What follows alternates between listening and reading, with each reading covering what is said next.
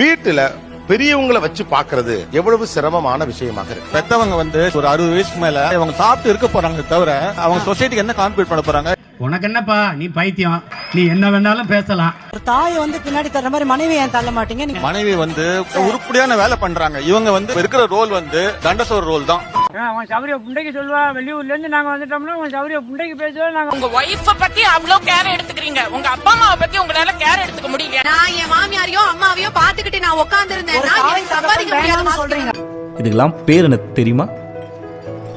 அடிச்சு ரோட்ல விட்டுட்டு தெரு ஓரத்துல பிச்சைக்காரங்க மாதிரி செத்துட்டாங்களா உயிரோட இருக்காங்களான்னு தெரியாம விடுறதுக்கு ஓல்டேஜ் ஹோம்ல போய் விடுறது ரொம்ப நல்லதுங்க சார். மூக்கு புடப்பா இருந்தா சில நேரத்துல இப்படி எல்லாம் யோசிக்க தோணும். கொஞ்சம்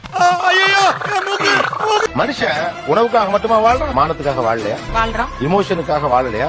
அப்புறம் இதெல்லாம் வாழ்ந்து பார்த்தவங்களுக்கு தான் அது தெரியும். நாங்கெல்லாம் என்ன மாட அமைச்சுக்கிட்டு இருக்கோம்.